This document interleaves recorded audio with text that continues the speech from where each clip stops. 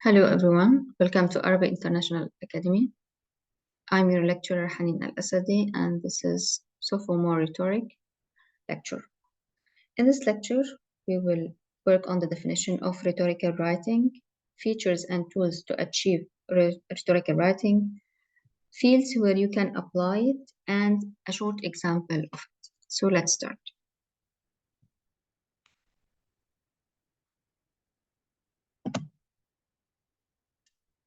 Introduction to rhetorical writing.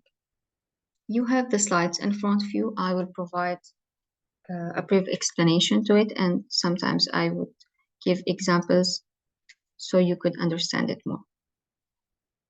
So rhetorical writing is the art of using language effectively to persuade and inform engages audiences. It involves employing various strategies to achieve communication goals, such as appealing to emotion, logic, and credibility. By mastering these principles of rhetorical writing, you can effectively communicate in different genres and situations. For instance, a politician may use rhetorical writing to sway voters by delivering persuasive speeches that tap into their emotions and present logical arguments. So, a politician might use rhetorical writing to deliver his speech because he is aiming to convince and persuade the audience. Now, in the following slides, you will learn about the tools and structure of this rhetorical writing so you would be able to use it yourself whenever you need. The rhetorical situation comprises three key elements: the audience, the purpose, and the context. Now, understanding your audience's beliefs, values, and expectation is crucial for effective communication. Identify the purpose of your writing helps you tailor your message to achieve specific goals, whether it's to educate, to persuade, or to entertain. So it means you need to understand your audience first, then you would be able to tailor the context you will write your rhetorical writing in. The context, which is the main topic you are discussing or the main point you are trying to persuade your audience with, refers to broader social, cultural, and historical factors that shape this communication. And considering these factors allow you to communicate in a way that resonates with your audience. So first you need to know your audience, know the purpose of your writing, and the context. What will you provide in the writing, in the rhetorical writing for your audience? So giving a short example, if you're writing for a fundraising appeal for a charity or for an environmental organization, so you are writing to provide funds for an environmental organization, you would tailor your message differently for an audience of environmentally conscious individuals compared to general audience. Because an environmentally conscious individuals has prior knowledge about this topic. They understand it, they know the consequences, they have information about it. However, a general audience might be hearing about this topic for the first time. So you need to provide them more explanation, more definition in a more simple way. That's why understanding your audience will tailor the purpose and the context of your writing. It will change it, it will reshape it, depending on the audience you are targeting. Appeals in rhetorical writing. These appeals represent a triangle in rhetorical writing. The three elements are presented, and usually it will be written in separate paragraphs. You could target your audience and support your idea with ethos, pathos, and logos to persuade them. And each would be in a paragraph with its own rules that we will learn about it now. First, ethos refers to the credibility of the writer or the speaker, which is yourself. You are the writer or you are the speaker. So it's one of the three rhetorical appeals. By establishing their expertise and demonstrating their character, writers can build up trust, credibility with their audience. So, for example, a doctor writing a medical article can establish ATHE by presenting their qualifications, research experience, and expertise in the field. This helps the reader trust the information presented and consider it reliable. So, if a doctor wants to persuade an audience with a certain topic, he could, and the topic is related to the medical field, he would use his own testimony, his own experience, because he is a doctor and he is related to the medical field. So he is credible and the audience will trust him because it's coming from a source related to the information he is discussing. Now, pathos, it's another rhetorical appeal. It involves appealing to the emotion of the audience. You can appeal to the emotion of the audience and make a connection with them through vivid language, storytelling, and evoking empathy. Writers can create an emotional connection and inspire the desired response. So, for example, a charity organization may use heart-wrenching stories and images of individuals in need to evoke empathy and encourage donations. So again, if you are presenting a speech or a rhetorical writing to a charity organization, providing pictures and stories about people who have suffered from the topic you are discussing, showing images, will touch the emotional side of your audience and will provoke them and will encourage them to donate. So this is, you are trying to relate to your audience through emotions, not through logic. The third rhetorical appeal, which is logos, it focuses on using logical reasoning and evidence support by representing what? Facts, statistic, logical explanation. Rhetors can appeal to the audience's sense of reason and convince them with their position. For example, to understand this definition more, if you have a scientist writing a research paper, would use logical reasoning and empirical evidence to support their hypothesis and draw conclusions. He will not use imaginary pictures or vivid language, or he will not tell a story, because he is dealing with a context that is scientific. So he is using logos to persuade his audience. Now, some topics could require using ATHE, pathos, and logos in the same time, even if the topic is scientific. You could apply pathos, but it will vary. Like you will tend to use logos more than pathos. So this is again depending on the context, on the purpose, and on the audience you are targeting. Rhetorical devices and overview. In the upcoming slides, we will discuss different devices and tools that you could use to achieve a rhetorical writing. This is the basic tools you need to imply in your writing in order to be rhetorical and be persuasive.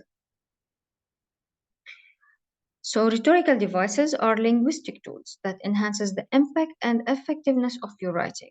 It makes it more effective. It make more impression on your audience. They add style, creativity, and emphasizes your message.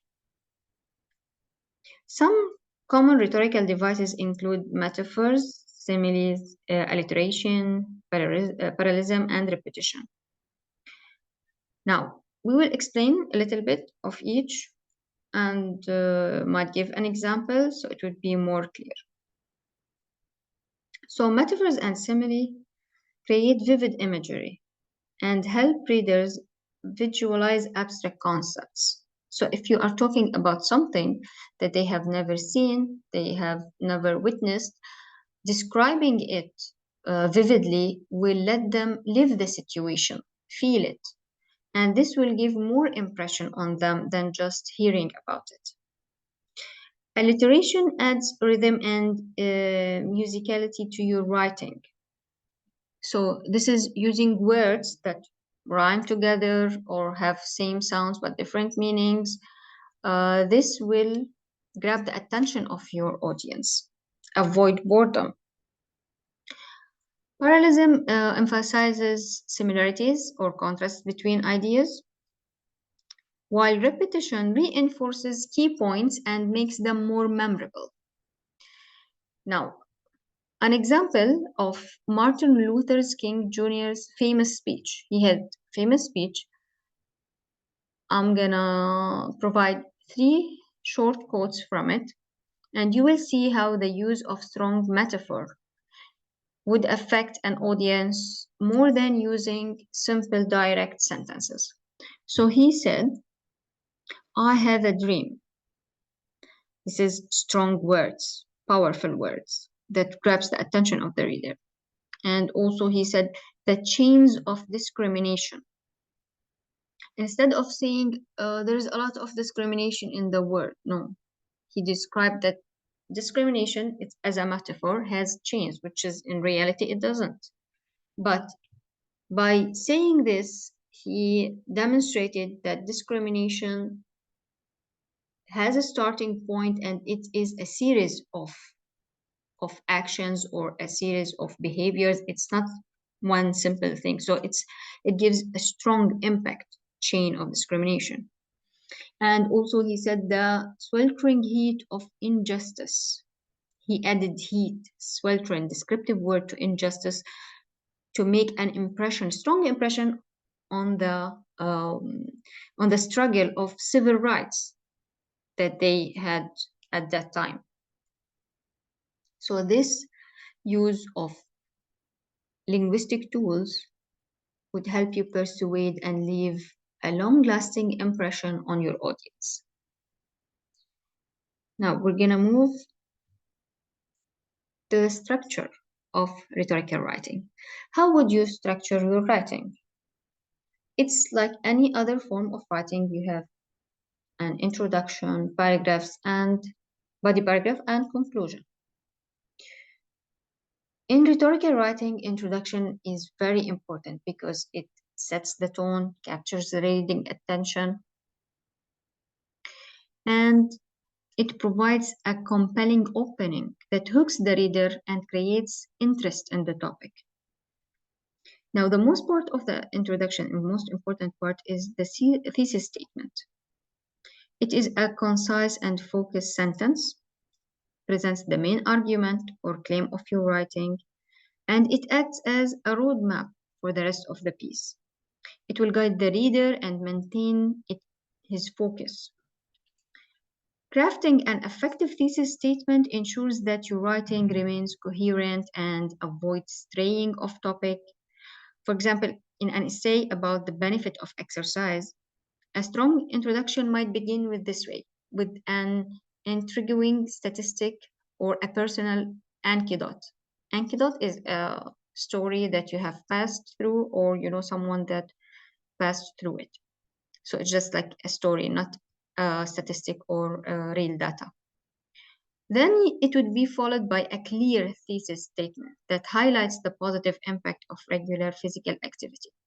So the beginning, which is statistics or anecdote, it starts as a grabber to grab the attention. But then you have to end your introduction, and it's usually the thesis statement in the end of the introduction.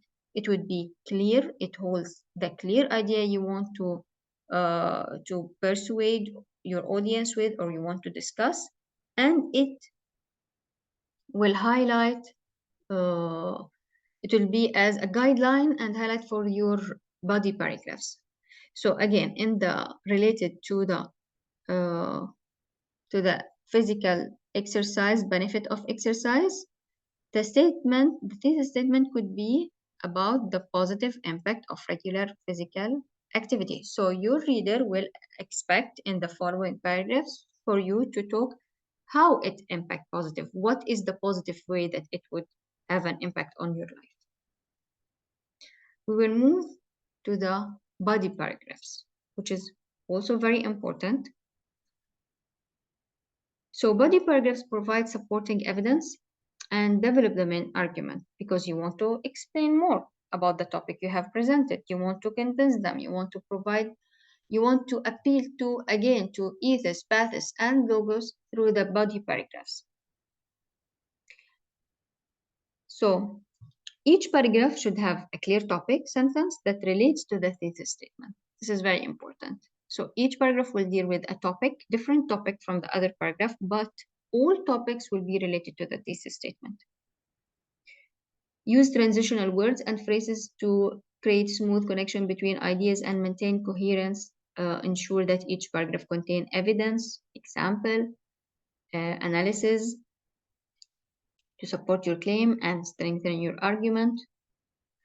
For instance, if you're writing a persuasive essay about the importance of recycling, a body paragraph could present statistics on the environmental impact of waste and provide specific example of how recycling reduces pollution and conserves resources. So would be one paragraph supporting that how recycling is important. You could do another paragraph. In it, you will discuss the negative impact of not recycling. So not recycling would do harm and damage, and you would provide statistics, and that's so you provided a positive for recycling, and you presented the counter arguments, what would happen if you don't recycle. So that way you could make more than one paragraph, either presenting ideas that support each other, or you could provide contrast into your paragraph. So usually when you are providing paragraphs with topics that follow each other, you would use transition words like or, moreover, then, first, second. When you are presenting paragraphs with topics that opposes each other, you could use however, although. These transition words will help you connect your body paragraphs to each other and ultimately to the thesis statement.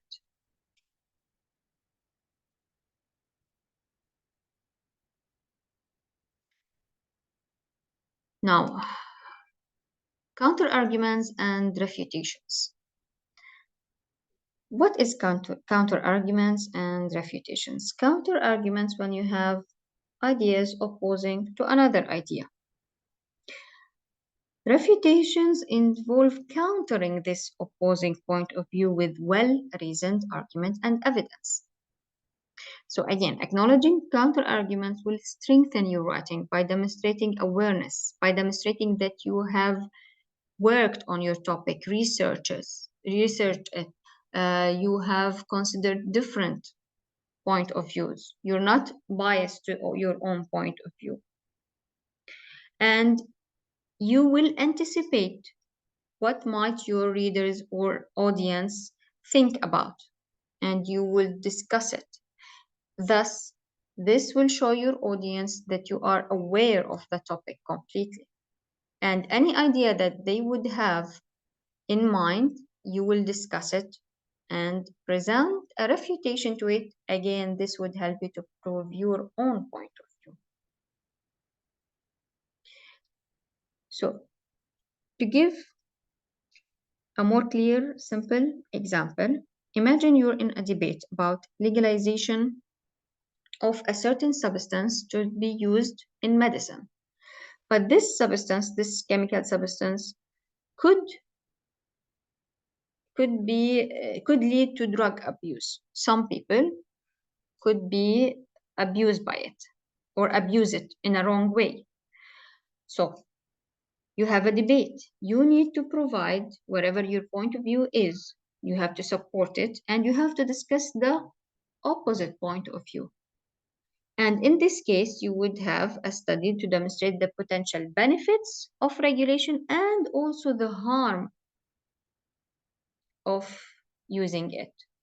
So you need to provide 2 sets of data, 2 sets of statistics, and either you will support one of the point of view, or it would be just as informative and leave the audience to decide. But usually in rhetorical writing, you are aiming to persuade. So you have to take a side. You have to pick a side and try to persuade your audience with it.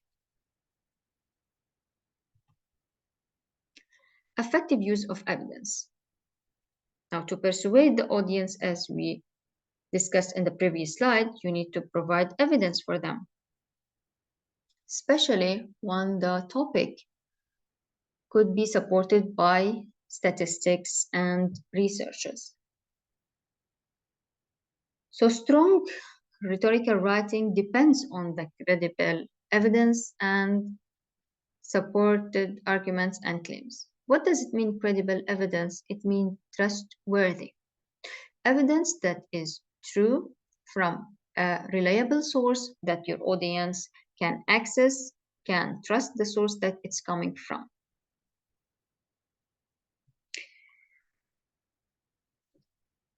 For example, if you want to say expert opinions from scholars or professionals in a certain field lead to credibility to your argument. Research findings provide empirical support of your claims. And you could use also informal examples such as personal anecdotes or case studies. Help illustrate your points and make it more relatable so your audience will relate to the topic you are discussing.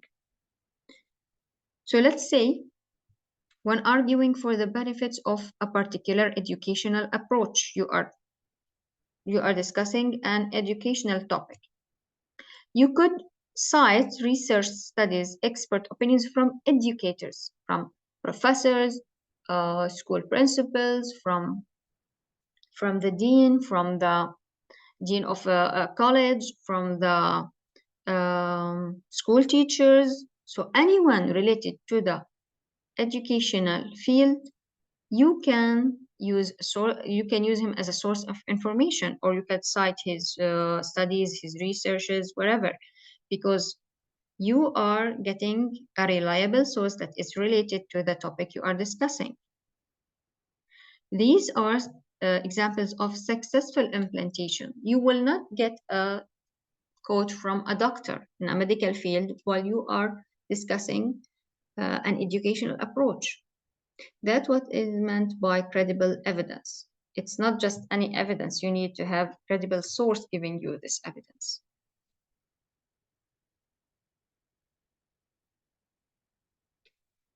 Now we're going deeper to the clarity and conciseness of the language. So again, an effective introduction captures the reader attention from the beginning to engage your readers. You need to employ attention-grabbing techniques. These attention-grabbing techniques such as anecdotes, quotation, for example, a short person story that relate to the topic and help to create connection with the readers. You need to avoid repetition. Repetition in a negative way, not repeating the words that are strong and related to your topic. So again, clear and concise language is essential for effective communication. Using precise and specific words helps convey your message accurately and avoid confusion. So you need to avoid jargon, overly complex language, and excessive use of technical terms, unless you are writing for a specialized audience. In this part, and in every part in rhetorical writing, you have to consider your audience. What does this mean? Clear and concise language.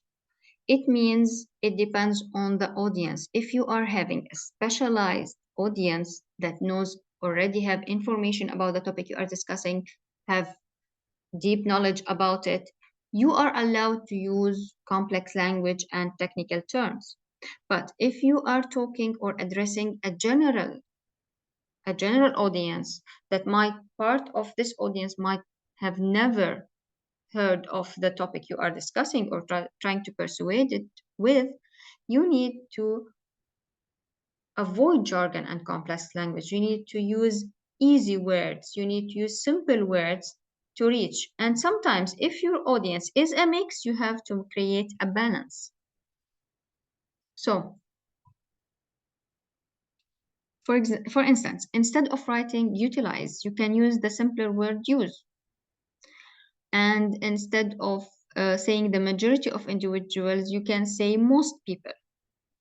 So this clarity and conciseness make your writing more accessible and engaging to a broader audience. A broader audience, it means a wider audience that might have general audience or a mix with a specialized one. Sentence structure, variety, and cohesion. So now we're moving to the sentence structure. We discussed the word or choice of word. Now, how will you structure your sentences? You have options of writing simple, compound, and complex sentences. Now, varying these sentences enhances the flow and rhythm of your writing.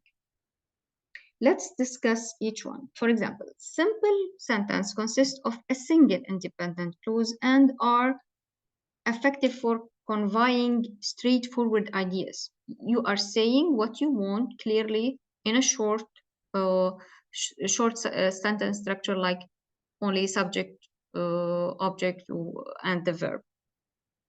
So it's very simple, very straightforward, very clear. Now, compound sentences join two independent clauses with a coordinated conjunction. You are using a word to connect these sentences with, allowing for the connection of related thoughts, while complex sentences combine an independent clause with one or more dependent clauses, providing opportunities for expressing more complex relationships between ideas. To give more explanation about this, introducing one idea that could be written in different forms.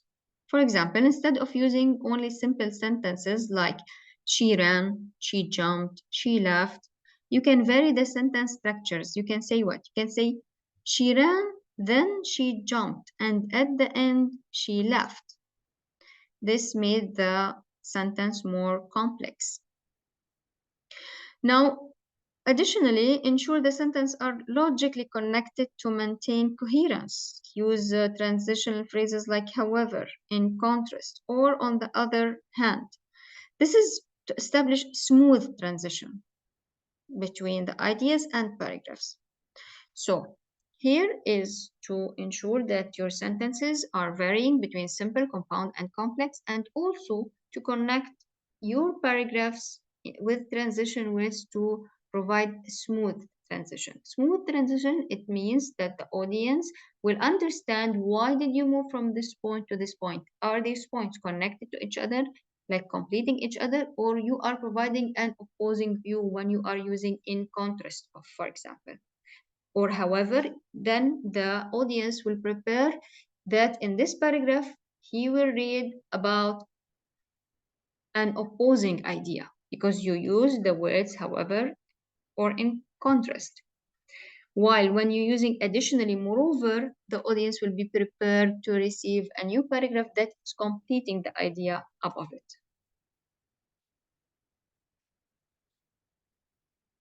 Engaging introductions, hooks, and attention grabbers. Now, this is to engage your audience with you, to grab attention and to make them focused on the points you are presenting and avoid boredom or loss of connection. This is for you to keep them alerted all the time, not feeling bored. So how will you reach this stage, or how will you prepare your audience for this? What you need to use is attention grabber techniques. such as what? Such as anecdotes, quotations, and thought-provoking questions. Let's explain each of them shortly. Anecdotes, for example, are short personal stories that relate to the topic and help create a connection with the reader. You are providing a story either that you have passed through or someone you know passed through it, and your audience might relate to it. Quotations from notable individuals can provide insight or fresh perspective on the subject matter. So again, quotation, but not from anyone, from a notable individuals. Thought-provoking questions stimulate the reader's curiosity and encourage them to continue reading to find answers. Hooks, which can be rhetorical devices also, humor or compelling narratives, are designed to draw readers in and make them want to explore your writing further. So again, hooks and humor, you can use it, but it will always depend on the topic you are discussing, because some topics cannot bear using humor in it. Even if you want to grab the attention of your audience, you cannot use humor in it. That would always depend on the type of topic you are discussing. If you are discussing disaster or a catastrophe or something that goes in danger to humans or Earth, you cannot use humor in it. So it will always depend on the topic you are discussing or writing your rhetorical writing about. So we need to move on.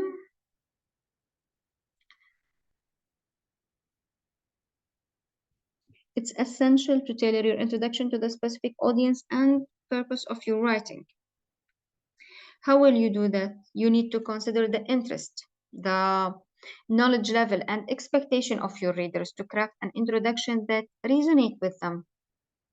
So, for instance, if you're writing an essay about climate change, you could start with an alarming statistic and a captivating anecdote about a person affected by this climate change, or you could start with a quote from a renowned environmentalist. So you have these three options to start your introduction with, to get the attention and grab the attention of your audience, because you would grab the attention of your audience from the beginning, from the introduction.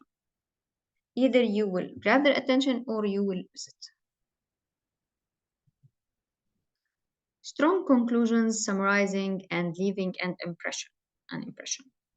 Conclusions are as important as introductions. But there are few rules in conclusion that you need to apply to ensure your conclusion complete and aligns with all of your writing in the above paragraphs and in the introduction. A strong conclusion will reinforce all the points you have discussed previously. And to create an effective one, you need to summarize the key arguments and findings without introducing new information. And this is very important. You cannot introduce new information in the conclusion, because this will confuse your audience. The audience will need, okay, from where this new idea came from, where is the evidence, where is the discussion about it? That's why conclusion only summing up all the points you have discussed in the body paragraphs and mentioned in the thesis statement. So the goal is to provide a concise overview of the main points you discussed throughout your writing, and this summary will help reinforce the central message and ensures that the reader leaves with a clear understanding of your perspective. You would leave the writing or the place where you gave your speech, but he would leave with understanding your point of view. Additionally, ending with a thought-provoking statement can leave a lasting impression on your readers. Now, this is ways how you could end your conclusion. In the introduction, we said you have to provide the thesis statement. In the conclusion, you have options to end your conclusion with. Either you could leave a thought-provoking statement, can leave a lasting impression on your readers, This statement may encourage further reflection or highlight the broader inflection of your arguments, or you could do something else. You could call for action, promote your audience to take specific steps, or consider a course of action based on the information you presented, as if you are telling them to do something, to engage with you, you are giving them responsibility. This will leave a lasting impression on them. And you could use a memorable closing remark, also can leave a positive impression and make your writing more memorable. So make sure your conclusion aligns with the overall tone and purpose of your writing by providing a satisfying and impactful ending to your piece. And again, you can use this impactful ending in more than way, either with provoking statement or call of action or memorable closing remarks. These three ways would help you to end your conclusion in a lasting impression way. We're gonna move to revision and editing, polishing your writing. Now you're done with the structure, with the choice of words, with the body paragraph, with conclusion and introduction. You need to revise and edit. This is a crucial step. It means an important, necessary step to do. So revising and editing are crucial steps in the writing process. Once you have completed your initial draft, it's essential to review your writing for clarity, coherence, and organization. Check for grammar, spelling, and punctuation errors, ensuring that your writing is free from mistakes that can distract the reader. During the revision process, consider the overall structure and flow of your writing. Ensure that your ideas are presented in logical and coherent manner with smooth transition between paragraphs and sections. And then at the end, seek feedback from peers and instructors, or utilize proofreading tools to gain different perspective and ideas for improvement. So either you can add idea or remove some that you would feel it's unnecessary for your message. So this feedback can help you identify weak points, clarify confusion passages, and refine your writing to make it more effective.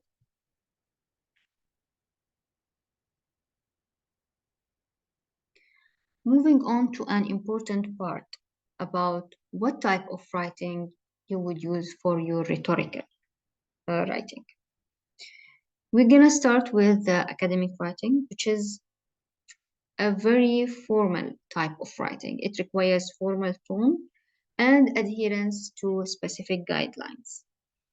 It's characterized by precise and objective style of writing. It means you are not putting your own experiences in it.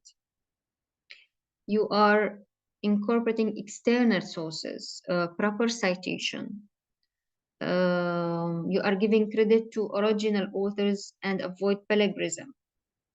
Plagiarism, when you are taking someone's quotes, work, or research and write it as if it's yours. This is plagiarism. This is you should avoid. You avoid it by mentioning the source of the information you are using, and there's different types of citing styles, such as APA, MLA, or Chicago style. These all will mention the name of the person who says the quote or did the research. You could mention what job or what title he has, work experience, to provide more insight for the audience to understand why did you get this quotation from, or why did you choose this person to be your source. And you could also mention where did you take it from. Even sometimes you could mention the page, the paragraph number. This will give more credit to your source, and your audience will trust it more. So it's important to understand the expectation and conventions of academic writing in your field, such as the use of formal language, avoiding personal opinions, and providing through analysis and evidence to support your claims. These are the main points that will help you achieve academic writing. We're going to move to the persuasive writing. Persuasive writing aims to convince the reader of a particular viewpoint or course of action. To make your persuasive argument compelling, it means your audience will accept it. You need to utilize strong evidence, logical reasoning, and emotional appeals. Present facts, statistic, research finding, or expert opinions to support your claims and make your arguments more persuasive. Logical reasoning helps establish the logical connection between your evidence and your main points. You should also anticipate counter-arguments and address them effectively to strengthen your position.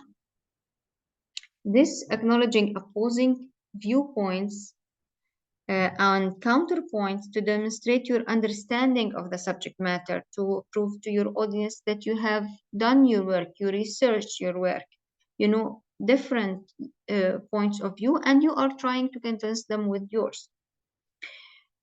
Additionally, craft persuasive language and rhetoric to engage your audience and prompt action. Prompt action makes them make the audience engage, feel responsible about the topic you are discussing. So using rhetorical devices such as repetition, parallelism, and persuasive language techniques like ATHE, pathos, and logos to appeal to your readers' rationality and emotions. By combining these elements effectively, you can create a persuasive piece of writing that resonates with your audience. So these are the main points you need to follow to reach or write in a persuasive writing technique. The last technique you will learn about is creative writing. Creative writing allows for personal expression, imaginative storytelling, and the use of literary devices. Now, when engaging in creative writing, you have the freedom to experiment with narrative techniques, such as vivid description and poetic language. This is not permitted in the academic writing, because in the academic writing, it's more formal language. So narrative techniques include elements such as a plot, character development, dialogue, and point of view. By employing these techniques, you can craft and engage and provide impressive stories that captivate your readers. Also, vivid description help bring your writing to life. It will appeal to the reader's senses. So the reader or the audience will live the situation you are describing, and you will engage senses other than hearing, for example, or reading if your rhetorical writing is only written, not delivered as a speech. But in this way, you will engage more senses of the reader when he relives the situation in his mind. So you could achieve this by what? By using sensory details and evocative language to create a vivid mental image and evoke emotion in your readers. So poetic language such as metaphor, simile, and symbolism adds depth and richness to your writing. It helps convey abstract ideas, create vivid imagery, and make your writing more expressive. Now, also revision and refinement are crucial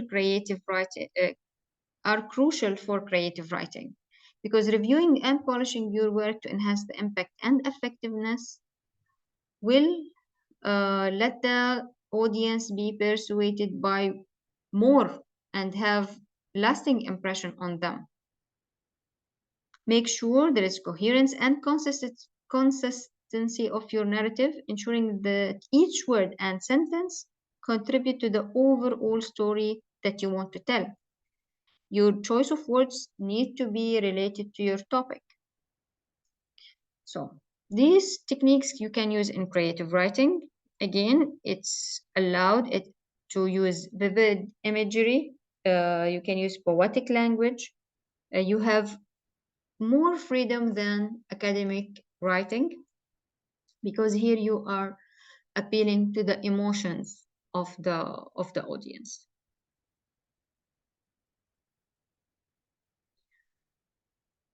Culture and ethical consideration in rhetorical writing. Now we are discussing more the audience you are targeting, whom you are targeting, and how will you know how to shape your message, what to avoid and what to include. So when engaging in writing, it is essential to acknowledge and appreciate the rich tapestry of culture and ethical perspective. Avoid stereotype, discriminatory language, offensive content, because this could grab the attention of bias. Biases are people who are who only believe on their own point of view, and they would defend it regardless of facts, of the truth. They would just be stuck with one point of view and defend it in any way possible. So you need to be sensitive of your audience, especially if they are biased to something. So instead of strive to integrate diverse voices and perspectives, creating inclusive and ethically sound communication. You need to be more inclusive.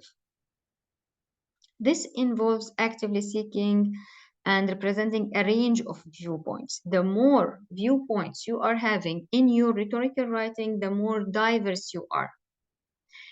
The more you are avoiding stereotypes and discriminatory language.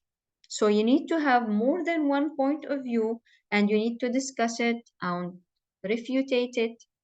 So your audience would not feel discriminated.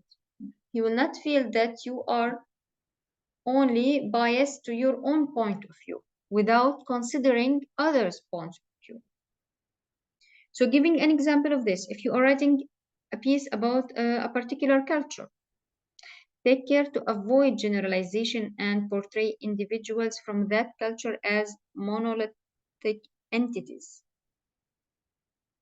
Monolithic entities, it means that you are giving characteristics and traits of an individual to a whole culture and sticking it to a whole culture. So this need to be avoided when you are targeting a broader audience.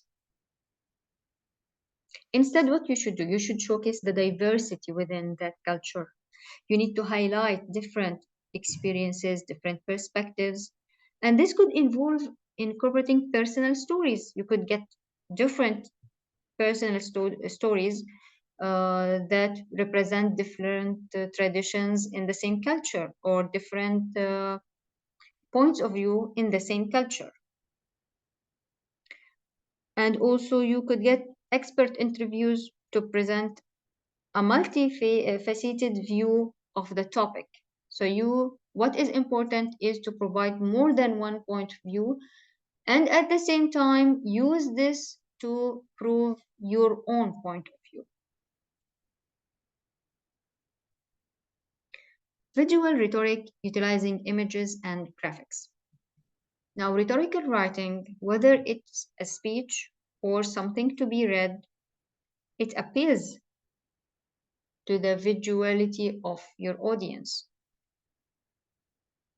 In the realm of rhetorical writing, visual elements have a profound impact on conveying information and engaging the audience.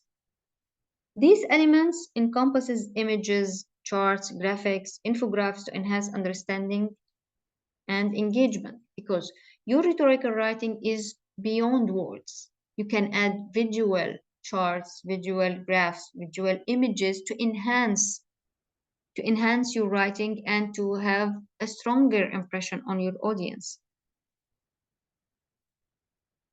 So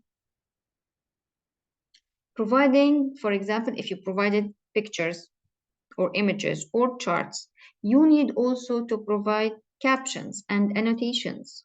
What does this mean? It means you need to provide a short description for the image that you have provided So the audience would understand why did you provide this image, how it is related to the topic you are discussing, how it is related to the sentences you just said or the paragraphs you just said. So these capitulations and annotation under that is presented usually under the images or charts or graphs you have provided will provide an extra information, and it will relate these images and graphics you used to the text you have provided.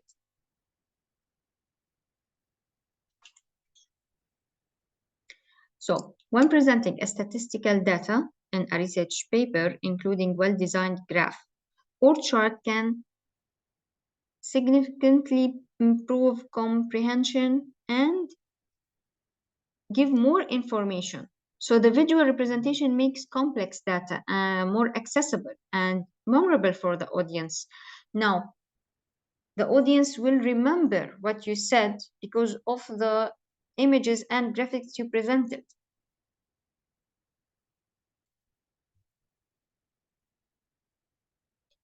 Audience analysis, tailoring your message. Understanding your audience is paramount in effective writing. Paramount, it means very important. It's a high peak in effective writing. Consider various factors such as age, educational level, cultural background, and prior knowledge when crafting your content. Answering questions like what age I'm targeting, what education level is my audience will help you tailor your message, will help you be on the correct path of persuading this audience. So for example, if you are preparing a presentation about climate change for a diverse audience that includes both experts and general public, you would need to strike a balance between technical details and accessible language. You need to provide clear explanation, relatable examples, and visuals would help engage and cater to the varying levels of prior knowledge within the audience. So here you have a mixed audience. So you need to strike a balance. You need to provide technical terms and also simple explanation. This will affect the examples, the graphs you are using, because if you use complicated images and examples, part of your audience will not relate to it, will not understand it. That's why you need to analyze your audience, then you would be able to tailor and shape your message. Now, credible sources, evaluating and incorporating research. What does it mean, credible sources? Credible sources is getting the information used in your rhetorical writing from a trustworthy, reliable source. And it's usually the one who you are quoting from or getting evidence supported by should be related to the field of the topic you are arguing or persuading. So when presenting arguments or making claims in your writing, it is crucial to back them up with reliable and authoritative sources so your audience will trust it. Evaluating the reliability and relevance of your source is essential, taking into consideration factors such as the expertise of the author and the reputation of publication. And you should also, again, properly cite and attribute all borrowed information to avoid plagiarism and uphold ethical writing practices. For example, if you are writing an opinion piece on the benefits of mindfulness meditation, you are writing about meditation, you need to incorporate studies from scientists, journals, and people who practices meditation regularly. You might use information by psychologists because psychologists might recommend meditation. It's something related to the psychology of a human being. So these sources can be used for discussing the meditation, mindfulness, or positive impact. You could use a source from medical field also. But for example, from an educational field, it will be no use to use a source. It will not be reliable to use a source from someone in the educational field to talk about meditation. So this is an example to clarify what credible sources means. It means you need to use sources from people, or the sources itself should be related to the field you are discussing or the topic you are discussing. Another important feature for your writing is the use of tone and style. So tone and style affect your whole writing. And again, it will need to match the purpose, audience, and genre of your writing. So if you're talking about a topic that is very formal, you need to have a choice of language that is strong, clear, adequate. So selecting an appropriate tone that aligns with the purpose and audience and genre of your writing is crucial. You need to consider factors of formality, informality, humor, seriousness. You cannot use humor with formality. You cannot also use seriousness with informality and humor. So you need to understand the purpose and the audience in order to specify which tone and style you will use. So giving a short example, if you are writing a blog post about traveling adventures, adopting an exciting and controversial tone would be more engaging for the reader compared to a formal academic tone. Because you are talking about adventure and traveling, you need to make it exciting. You need to grab the reader's or the audience attention so they want to go on a trip or do an adventure. So you need to express energy, excitement, not formal, serious tone. So injecting humor, personal anecdotes, or relatable experiences would further enhance the overall tone and style of the piece you are writing about adventures. Moving on to revision strategies, improving clarity and coherence. We talked about revision, that you need to revise and get feedback, but how would you do it? What are the steps that you will ensure that you have done a good revision and you refined your work well? So revision is an integral part of writing process that allows you to review, reconsider, and improve your work. It involves assessing your writing for clarity, coherence, and the logical flow of ideas. So each paragraph and sentence should contribute to the overall purpose of your writing. Eliminating any irrelevant or repetitive content would help you achieve clarity, would help you persuade your audience, and it will help you to avoid boredom and loss of track of ideas. So seeking feedback from peers, instructors, or writing centers can provide valuable insights and different perspectives. It can help you identify areas where you need to improve or enhance the quality of your writing, or perhaps where you need to remove some of the information that would be unnecessary for your writing. So during a revision process, you might realize that certain paragraphs in your essay deviate from the main argument, and you need to restructure or remove those paragraphs to ensure that every part of the essay directly supports your thesis statement. So this would result in more cohesive and focused piece of writing. Public speaking and delivery skills. This is an important point because rhetorical writing is beyond written material. Rhetorical writing can be delivered in speeches, in media, and this we'll discuss in the following slides. So you need to improve your skills, not just in writing it, but also in delivering this rhetorical writing. So, things you need to pay attention, for example, or you need to work on, like voice modulation, body language, and eye contact. These play crucial roles in captivating and engaging listeners.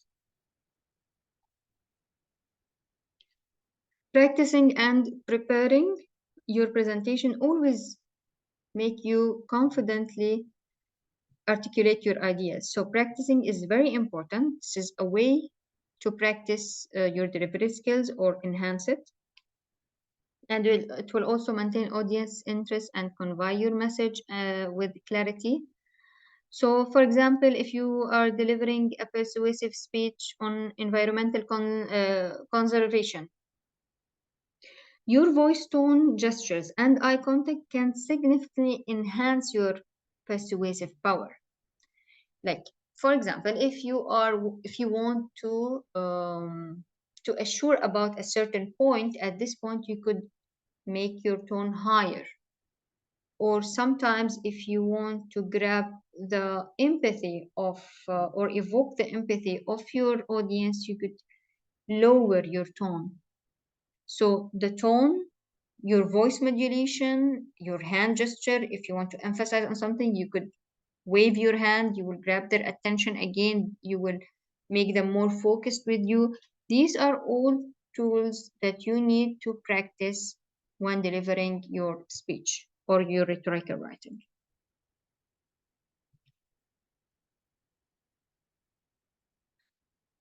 Collaborative writing, harnessing the power of teamwork. So sometimes you will not be the only writer or author of the rhetorical work you are doing. Sometimes you are included in a teamwork. This teamwork is actually positive because it will give you a wider point of view for your work. It will give you more ideas, different aspects, and you could divide the work on the group members, but at the end, very important, this group need to come back together and refine the work in order it to be cohesive as a final piece, to ensure cohesiveness of the work. Okay, how will you attend this? You need to have effective communication and cooperation within a writing team. This is very important. You need to set clear goals, establish timelines to promote efficient teamwork. You need to be open and ready to others' point of view and opinions. And this will always reach in a more comprehensive work. So, for example, when working on a group research paper, different team members can focus on specific aspects of the topic, such as data analysis. Someone will work on the literature review, bringing together their expertise and insights allows for more robust and well-rounded final paper. This paper would have, even you will be able to anticipate all the counter arguments that might face you from the audience. So a teamwork is actually better when you are writing a piece of like a wider topic. If it's a very wide topic, a teamwork would be actually positive.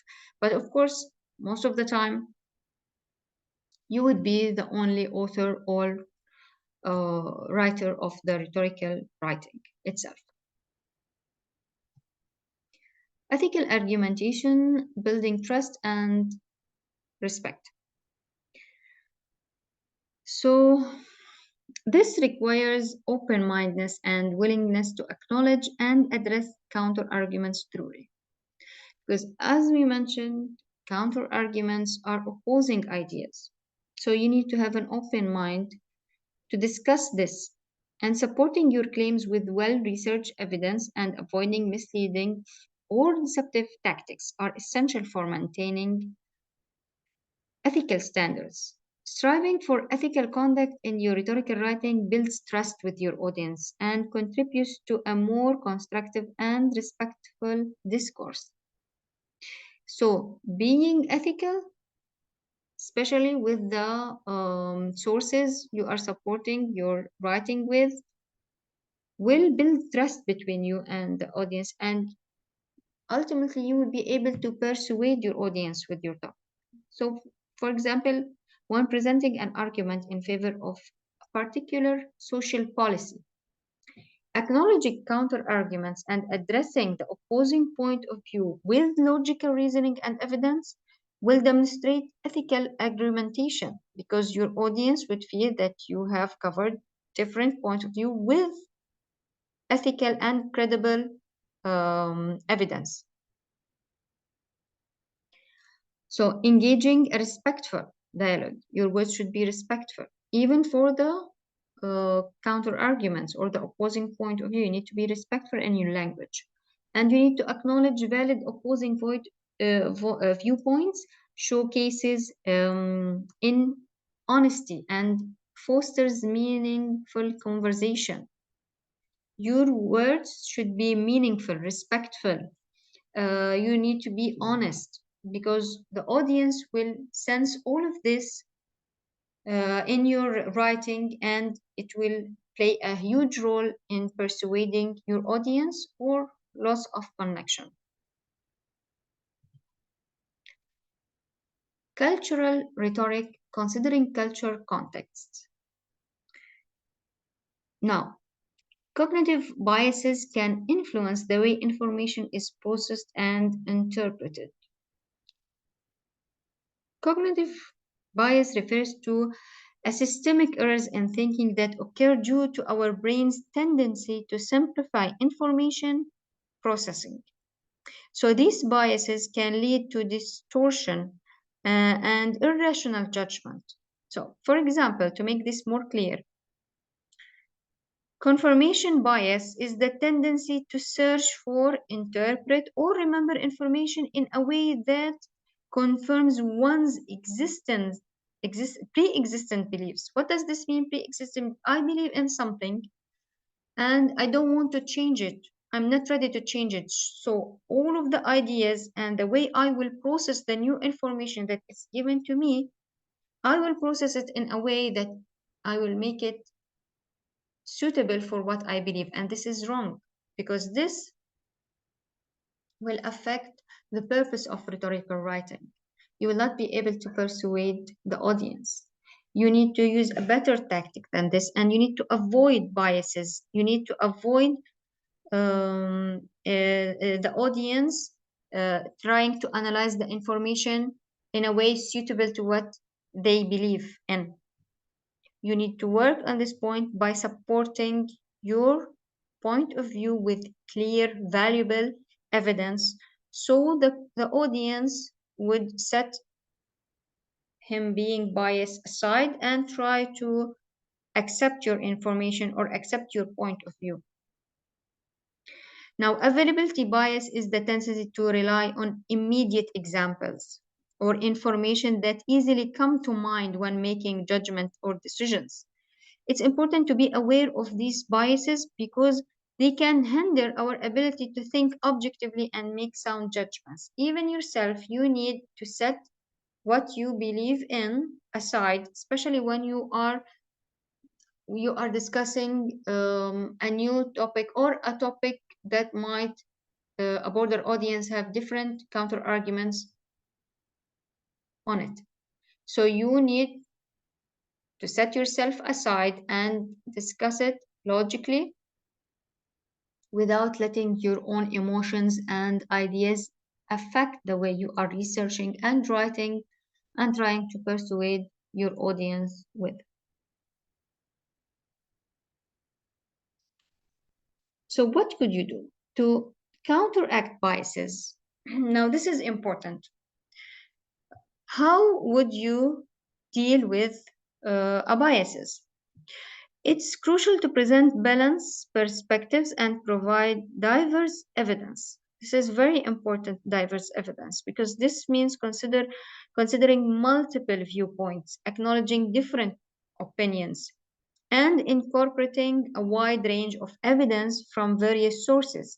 By doing so, we can be away from the influence of biases and promote a more comprehensive and unbiased understanding of the topic at the hand. Additionally, encouraging critical thinking and self-reflection is essential in minimizing the impact of biases. By actively questioning our own assumptions, challenging our beliefs, and seeking alternative explanations, we can become more aware of our biases and make more objective judgments. So, what is important for you as a writer, as a rhetorical writing, is to be objective, because all of us have pre-existent ideas and pre-existing concepts. But when you are a writer and author, you need to stay more objective and be aware of the biases you have and also of the biases of the audience. So, this would help you achieve your purpose of rhetorical writing.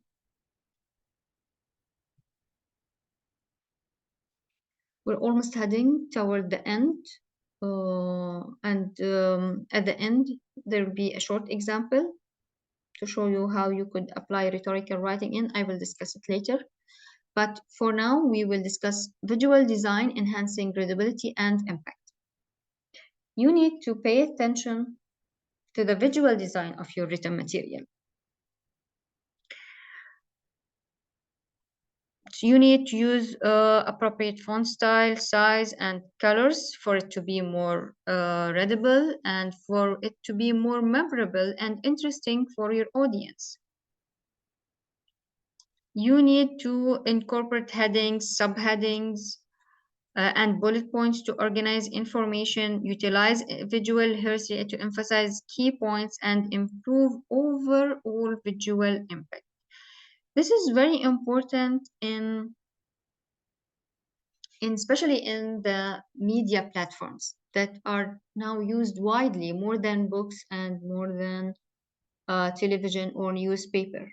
Now you have a wide range of platforms like Instagram, like Facebook, Twitter, but each of these platforms require different visual design. So if you are targeting your rhetorical writing or rhetorical idea to be on Instagram, you need to use more photos, more pictures. While on Twitter, you will use words. On Facebook, you could use both. So you need to specify the platform you are presenting your rhetorical writing or picture or slogan, because rhetorical means you need to persuade either with words, with images, with pictures. As we said before, it's beyond words.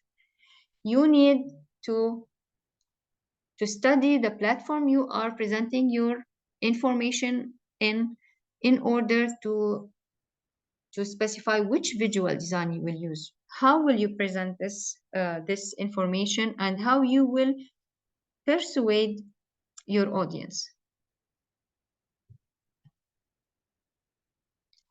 Rhetorical analysis, examining persuasive techniques. Rhetorical analysis involves critically evaluating the persuasive techniques used in a text. It means, again, this is like a sum up of all the slides we have discussed, just to reinforce the importance of the three ethos, pathos, and logos, and the specific devices we have discussed in your rhetorical writing. So using the techniques, it will contribute all of the techniques you have learned to overall effectiveness of your writing. You need to practice conducting rhetorical analysis to enhance your writing skill. You need to do more than one draft, try to employ all the techniques we have discussed in the writing. You need to try to follow the rules, and especially you need to know your audience, purpose, and context, as we have discussed previously. So these techniques will ensure that you are writing a rhetorical writing. And when you are done with your draft, you should analyze it. What does it mean, analyze it? You need to see, where did I apply ethos? Where did I apply pathos? Did I apply logos? Did I connect to my audience in a logical way? Did I provide vivid images? Does my topic need academic writing? Does it need creative writing? So rhetorical analysis is examining your writing through all the techniques and basics of rhetorical writing. So you are putting your work under analysis to see where did you apply these techniques in your writing. Now again, writing for different media, adapting to digital platform. Explore writing for a digital platform such as websites, blogs, or social media. Consider the unique characteristics and requirements of each platform. Tailor your writing style, content, and visual elements to effectively engage online audience. Nowadays, online platforms are widely used and even used more than television, books, and newspaper.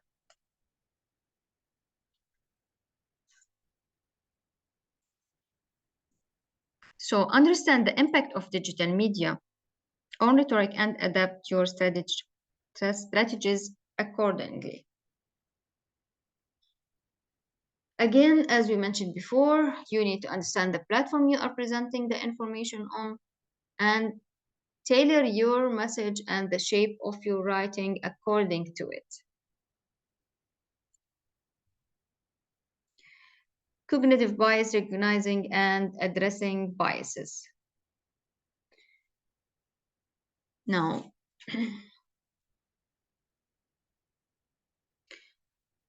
cognitive biases can influence the way information is processed and interpreted. Be aware of common biases such as confirmation biases or availability bias. Counteract biases by presenting balanced perspective and providing diverse evidence. Encourage critical thinking and self-reflection to minimize the impact of biases. This we have discussed before, but now we will discuss it a bit wider because this is important on the impact of your writing.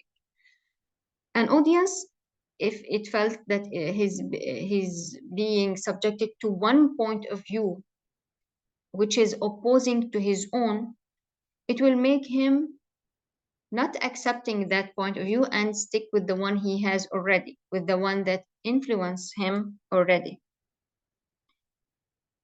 These biases can lead to distortion and inaccuracies and irrational judgments. They would stick with the ideas they have and they will refuse your writing and your point of view just because they are biases and they don't want to accept it. Why? Maybe because you didn't provide a discussion, a fair discussion of their own points of view, a counter argument. You didn't refute these counter arguments by evidence, by statistics, by reliable sources. Revision strategies, peer review, and feedback. Now engage in peer review and seed feedback. This is important because you need to consider multiple perspectives and suggestions while revising your work. Now, embracing the collaborative nature of writing is crucial in the process of learning from the insight of others. You are learning from others. When you are asking for a feedback, you are learning from them. Writing is not a solitary endeavor, and feedback from others can offer fresh insight, can offer alternative approach and new ideas. So by actively engaging in collaborative writing and embracing the input of others, you can expand your mind and expand your understanding and refine your writing skill and produce higher quality work. So this will foster a sense of community and promote a supportive writing environment. This will help you reach a wider border of audience. This would help your audience feel undiscriminated and open to accept your own point of view.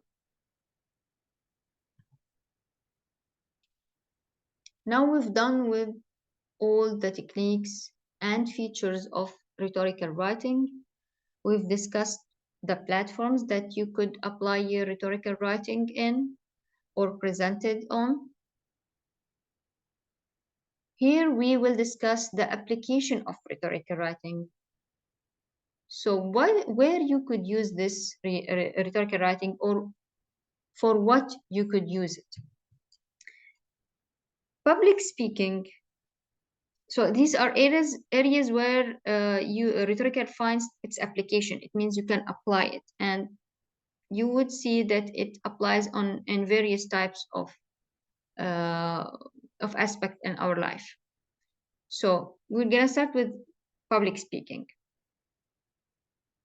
So public speaking is the act of delivering speeches, keynotes, or presenting to an audience with the intention of conveying a message, or with the intention of persuading and inspiring them. Sometimes it would be for informing, giving information for this audience. It involves using verbal and non-verbal communication skills to engage and captivate listeners. Public speaking plays a significant role in various contexts. So, in public speaking, again, you could use formal or informal. You could convey your message with verbal and non-verbal communication. Non-verbal, when you are providing only images and charts, like when you are using Instagram platforms. Verbal, when you are using words, for example, like Twitter. And it's not only on online platforms. This is also in written and speech delivery application. Another field where you can apply rhetorical writing in is advertising and marketing. Advertising and marketing don't require much words. You could apply rhetorical writing in a slogan, for example, which is a few words, which is considered a catchy phrase. So in this field, public speaking is utilized to craft compelling message that influence a consumer behavior.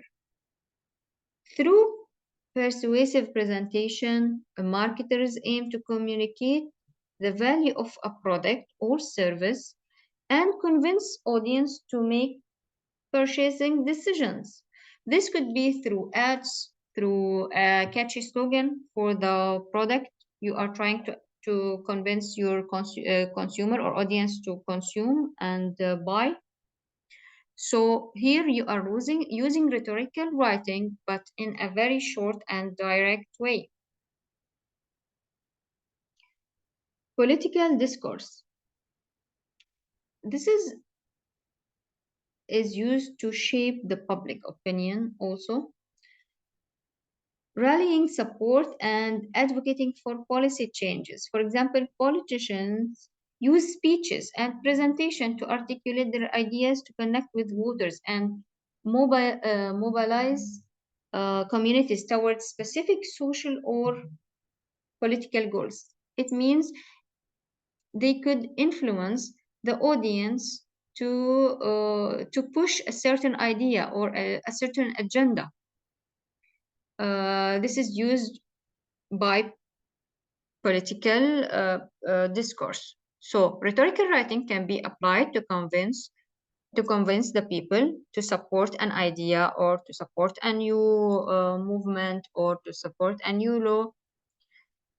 Also social activism, when you are trying to convince the audience to support a certain cause. For example, to save Earth from global warming, to push them to recycle more. It is a powerful tool for mobilizing communities and raising awareness and advocating for social justice. So activists deliver speeches. Again, the rhetorical writing is used in the speeches or keynotes to inspire action, share stories, and engage audiences in conversations about pressing social issues. So Rhetorical writing is used in speeches of social activism. Legal arguments. In the legal field, public speaking is employed to present persuasive cases, appeal to juries, and convince judges. So lawyers utilize their skills to present evidence, make arguments, and advocate for their clients in the courtrooms. This is another application of rhetorical writing, because the main purpose, as we mentioned in the early beginning of rhetorical writing, is persuasion, to persuade your audience, wherever it is. Is it a judge? Is it the people of a country? Is it your school teacher? You are using rhetorical writing to persuade your audience, or even a general audience, for example, as we mentioned, for a social justice case. Now, this is a short example of rhetorical writing. We will discuss where the tools are used that applies to rhetorical writing. But as a note, this is not something that you would write exactly as it is, because when you are writing your rhetorical writing, you will not note introduction, then you will not write body paragraph with a title. It needs to be connected with transition words, and you need to write a more detailed example. I'm just giving a very short one to discuss all the techniques that you have learned in the previous slides. So starting with this introduction,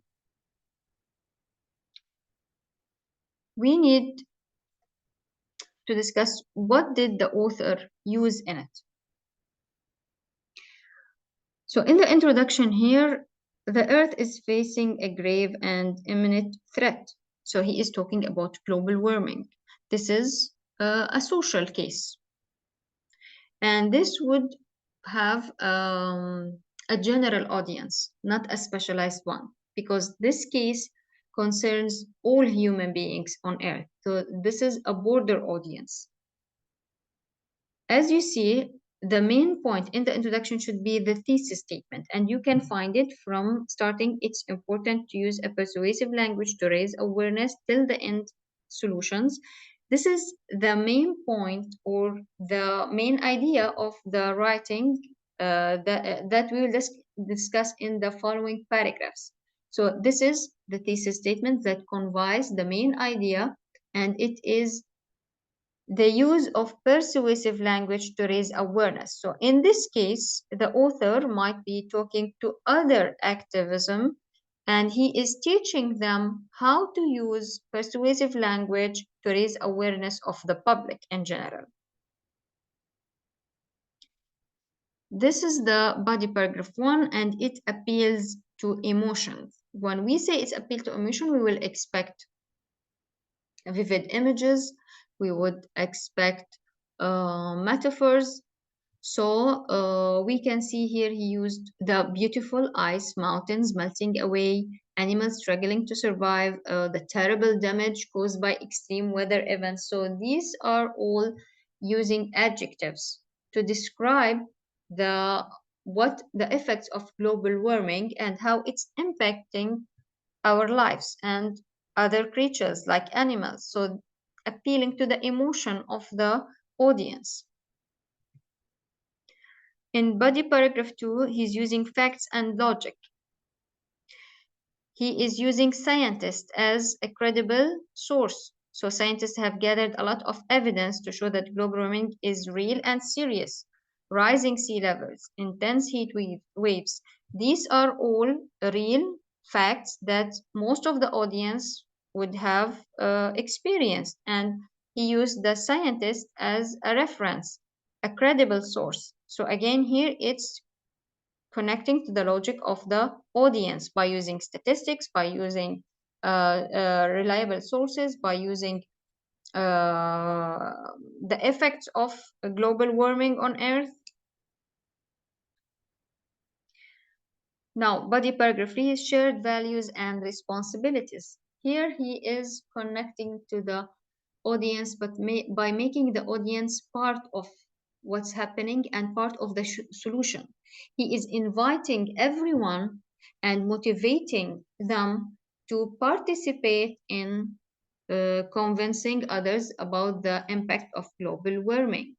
So now he is raising awareness and responsibility of the audience to take action and to be involved. This would give a sense of responsibility and will give lasting impression on your audience, and it will help you persuade them with your point of view.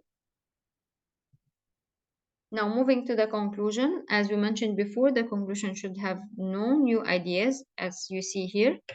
It should sum up all the ideas that was mentioned in the body paragraphs, which are, of course, related to the thesis statement. So as you see, he is again summarizing the threat of global warming, that it is real, it is serious, and he mentioned the responsibility that everyone on our planet is responsible for it, and he asked for their support, and he mentioned how it could be supported. Then he ended by giving them a responsibility. As we mentioned before, this is a way to end a conclusion. So he said, together we can tackle the dangers of global warming, preserve our precious planet, and secure better future for all. So he ended it with a shared responsibility, with a memorable remark. Now, I encourage you to write your own rhetorical writing, then analyze it. Try to use most of the techniques you have learned about, and seek feedback, as we mentioned before, so you would know how your writing went. You see the impact of your writing on others. You would get an immediate feedback, especially if there's someone like peers or someone related to the field you are discussing. You will get an immediate, honest review. So I hope we covered everything in rhetorical writing. I encourage to repeat the slides again and focus on the main points and main definitions presented in the slides. And we have reached the end of the lecture and hope to see you in another one soon.